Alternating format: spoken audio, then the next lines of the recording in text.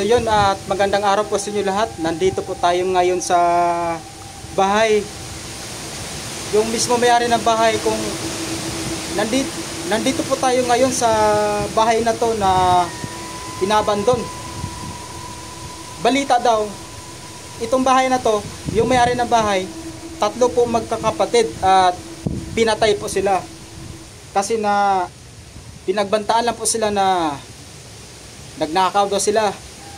So, ang nangyari na yon, galing po sila sa baba, tapos yung pauwi na sila dito. Kasi itong bahay na to, hindi pa kasi na tapos eh. Yung nangyari na yon, yung pauwi na sila dito, inaabangan po sila sa baba. Yung time na yon na inaabangan sila sa baba, mga alas 11 po ng gabi, doon na po nagumpisa na pinaslang po sila at pinatay po silang 3. So, ito na po yung bahay at saya po at hindi po na gawa-gawa dahil wala na sila. Yun talagang buhay. So, nandito po tayo ngayon at alamin po natin kung ano ba talagang meron dito sa bahay na to. Kasi daw sa oras ng gabi, dito daw mismo daw, sa oras ng gabi, alas 12, alas 11, kaparamdam pa rin sila dito. Ang kaluluwa nila dito, nandito pa rin mismo sa bahay na to. Parang hindi nila tanggap na patay na sila. Parang ang iniisip nila na buhay pa sila hanggang ngayon. Kaya sabi sa mga residente dito, sa mga nakatira dito, doon po sa baba, kasi doon po kami dumaan, sabi sa mga residente dito,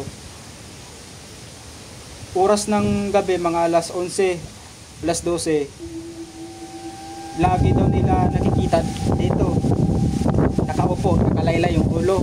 Kapagita ko po sa inyo, ayan po, ang dalawa dyan po, nakapatong po, tapos nakalaylay yung liig nila, saka yung paa nila nakalaylay. Kaawang awa na pinaslang, talagang pinaslang sila na walang rin ang bahay na 3 po sila at pinatay at pinaghiwa-hiwa po. So, puntahan po natin. Ilang years na nakalipas nga? Ilang taon na nakalipas? 1998 daw. Mga kawak-wak. Hindi na huli sa laro. Yung nagpatay daw, hindi daw nahuli. So, sana huli po yung ang nagpatay sa 3 na yun, kung sino yung nagpatay na yun. Kasi yung time na yun, yung nangyari na yun na pinatay sila, galing po sila doon sa ilog at nagligo po sila doon nagligo po sila doon sa may ilog na yun. Tapos pag uwi nila dito, itong mismong bahay nila to, inaabangan na daw sila dun sa baba. Tapos ayun na, at doon na po sila pinatay. Sila po magtatlo na magkakapatid. So ito yung bahay nila na hindi po natapos, inabandon na po.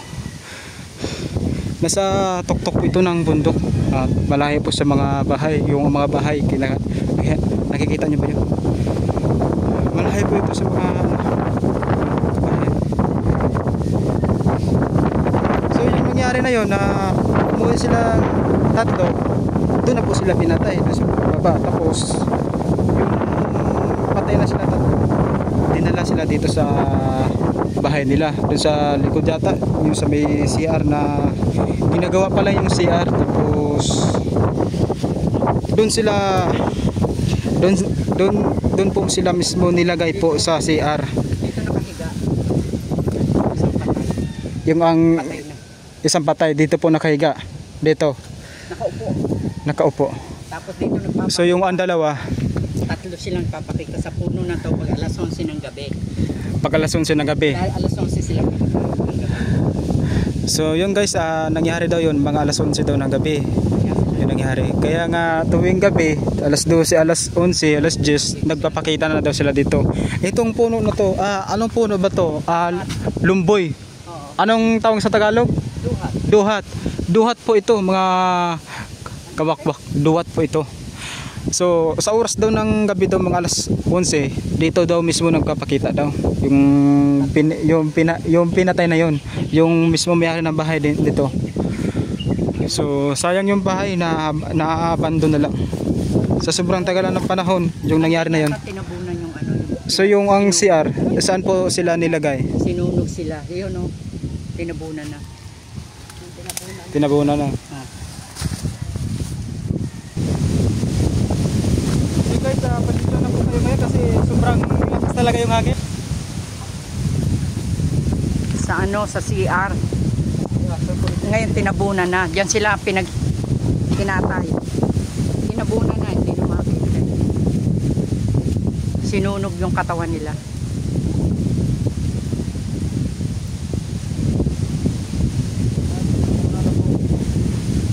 Dito po mismo nangyari.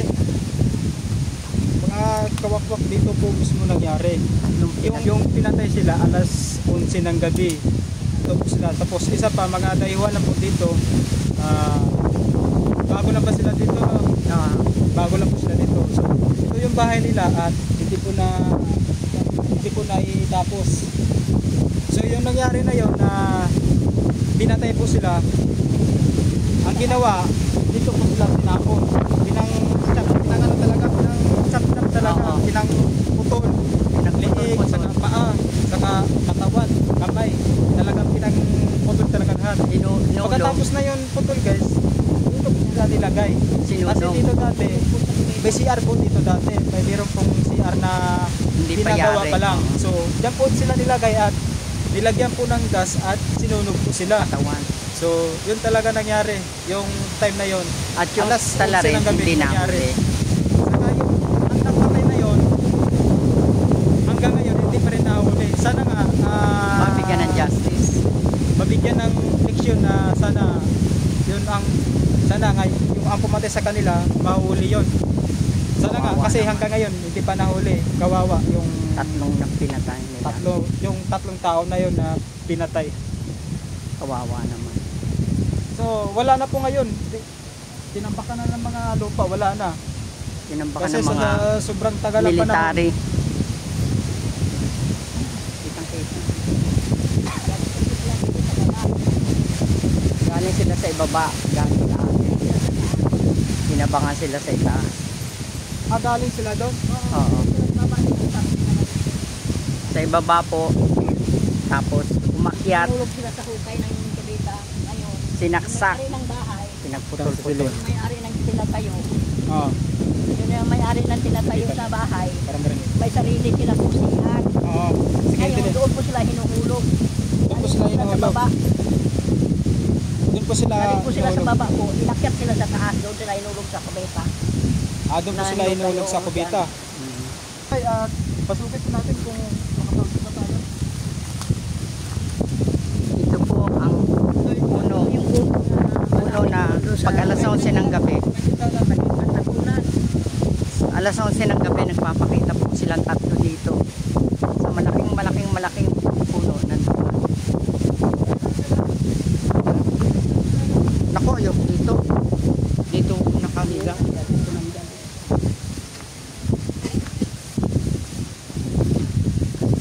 Papunta na po tayo sa loob ng bahay. Yung loob ng bahay. So, hindi na po na tapos. Yung ang bahay nila, Maliit lang. maliit lang. Ito bahay nila yan. Hindi po na tapos-tapos. So, marami na pong mga Tinubuan na ng damo. alat. Saka ito yung mga simento pa na hindi na tapos-tapos.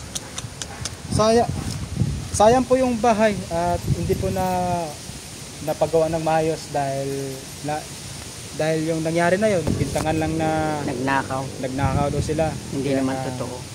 Hindi naman totoo. Ganun talaga ang buhay, mga kawakwa. Ang buhay natin talaga, hindi natin maasahan kung kailan talaga. So, ito po yung bahay, hindi po natapos.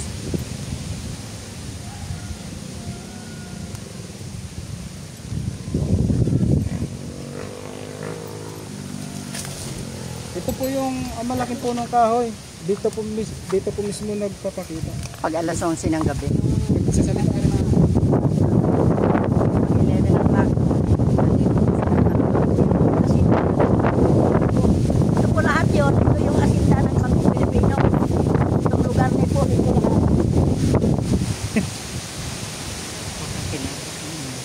So, Kaya yung hanggang ngayon, mahuli po yung mga suspect na pumatay. Pumatay po sa tatlo na mga dayupan. hindi pa rin nahuli, Dilek. Hanggang ngayon. Wala po. Walang dyan. Mga kawakot, isipin nyo, ito, nasa pinakatuktok talaga na bundok, di ba? Wala na mga kapitbahay, kundi talagang, kasi yung noong kapanahonan, wala pa mismo mga katao-tao dito. Kaya nga, yun, nangyari. Pinatay po sila. Dahil noon, wala pa masyadong mga kapitbahay dito. Mga alas 11 talaga ng gabi, itong mismong punong kahoy na to, dito daw mismo, nagpapakita daw.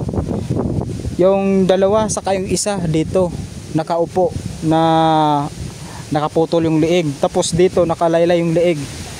Dito talaga mismo, saka yung isa, dyan, nakaupo, nakalaylay ding liig, saka yung paa. Kasi putol-putol sila eh, chinapsap sila. Tapos, doon po sila tinapon sa may CR. Yung bagong gawang CR na yun na hindi pa natapos, hinukayan pa lang. Doon po sila tinapon at sinunog po. Yung nangyari na yun, yung time na yun na nangyari.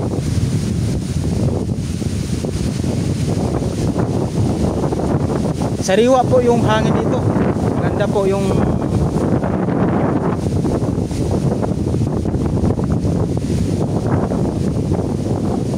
tapos doon naman sa kabila, ano yon, pasyalan po sa mga tao yan doon, sa mga teenager doon, mga pasyalan yan doon, pasyalan. Tapos doon, palabas na po yan doon.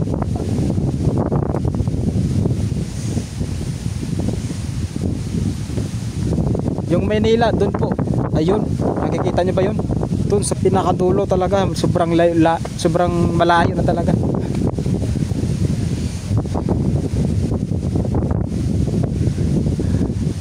Okay po dito, maganda po dito. Sariwa yung hangin dito at tahimik po.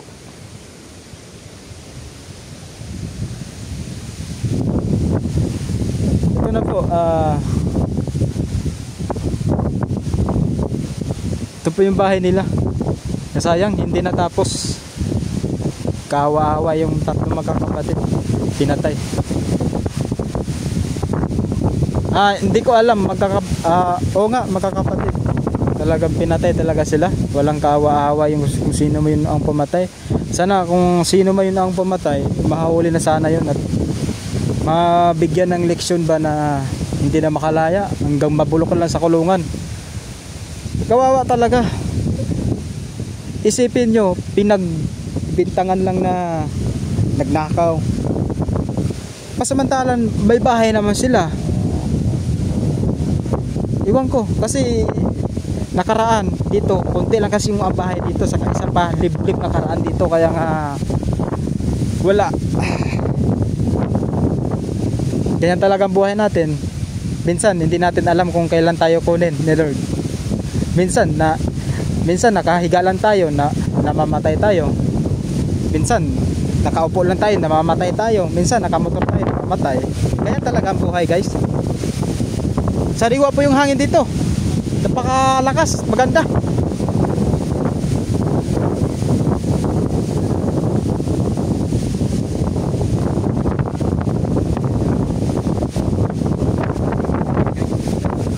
Ito po yung buhangin nila, oh. Sobrang tagal na to.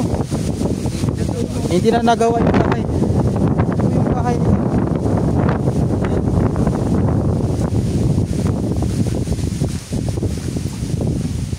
Okay na, pwede na kayo bumaba. Pwede na. Dito na kayo. Ito po yung bahay nila dito. Yan.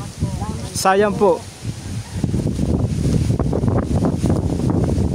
sana kung nandito man kayo ngayon at sana mabigyan po kayo ng leksyon na mahuli yun kung sino man yung ang pumatay sa inyo na mga tao na yun. Walang kawawa na pinaslang kayo. Para po kayong mga baboy na kinatay at nilagay lang po sa CR, sinunog pa.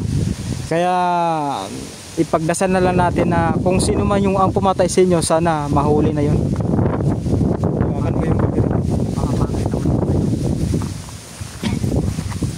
So yung guys, nandito na po tayo ngayon sa bahay at tayo po ay patapos na po sa video.